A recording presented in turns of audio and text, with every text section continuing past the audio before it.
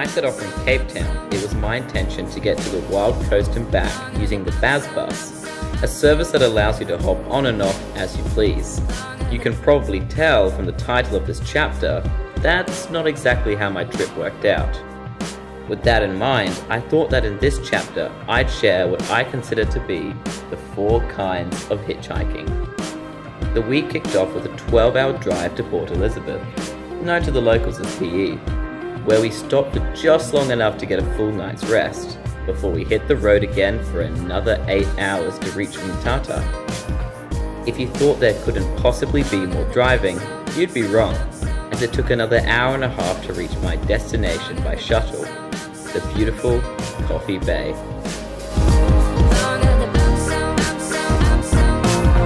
The next morning, I joined up with 4 Germans and went on a walking tour of the local villages. Our guide showed us around his home, turned us into fearsome warriors, provided us with the local cuisine for lunch, and let us try a traditional beer, which I will add was very sour.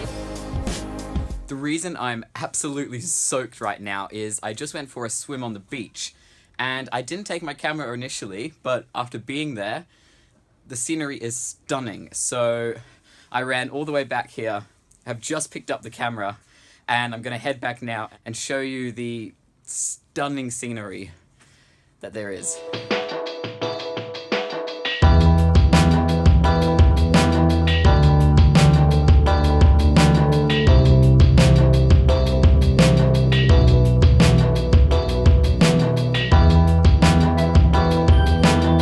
The following day also came the discovery of the first kind of hitchhiking, catching a short ride to see a famous landmark.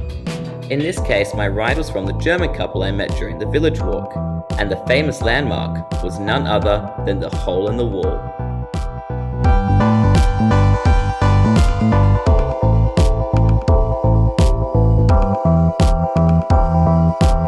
It was then time to commence my return journey west, with the next destination being Shinsa. Upon arriving, I learnt of a trip to see the elephants in the morning and promptly signed up. Of course, nothing is ever that simple, which I discovered when I woke up to the realization that the Baz Bus doesn't run on the same schedule in both directions, which is obvious in hindsight. Knowing that if I stayed to see the elephants, I would have to miss out on another destination high on my list, I made the snap decision to hitch a ride further west, with 2 soon-to-be doctors I met the previous night, which of course is the second kind of hitchhiking. So tonight I find myself at the Blukens Bridge Backpackers, which is coincidentally right next to Blukens Bridge, and I think I'm pronouncing that correctly. So I paid about 250 Rand for the room tonight, which comes out at about 25 Australian dollars. Considering I'm off the beaten track, this is a reasonable price to be paying. However, I thought I'd give you a quick tour of where I'm actually staying. So this is the room that I am staying in, and as you can see, there's no one else here. And it turns out there's nobody in any of the rooms here. So basically, this entire place is my room for the night. And what does one do when you have an entire lodge to yourself? Wow! I feel good. I knew that I would now. I feel good. I knew that I would now. So good.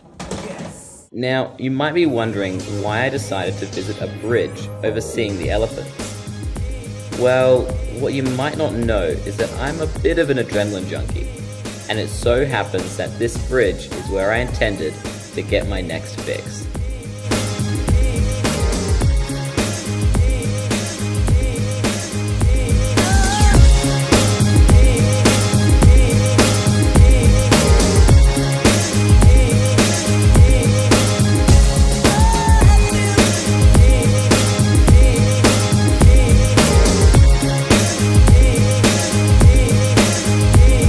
You might be interested to know that Blukens Bridge is the world record holder for the highest natural bungee jump in the entire world. coming in at a whopping 216 meters. With the jump complete, I was presented with two obvious choices: spend another night in solitude or catch the Baz bus to a stop slightly east. Riding the wave of adrenaline, I decided to forge a third option, which also happens to be the third kind of hitchhiking: asking complete strangers if they're willing to give you a lift. After about an hour of searching, I ran into a delightful French family and hitched my way west via Plattenberg Bay to Neisner. The next day, I reconnected with my original plan and caught the Baz bus back to Cape Town, where I recommenced the occupation of my sister's living room. Though this time she demanded payment in the form of including footage of her cat, Douglas. It wasn't long before I began to hear the call of Europe, signaling it was time to say goodbye to South Africa, a place that I had called home for over a month and will surely miss. Oh, and if you're wondering what the fourth type of hitchhiking is, let's just say it's a guaranteed way to feel the wrath of my mother.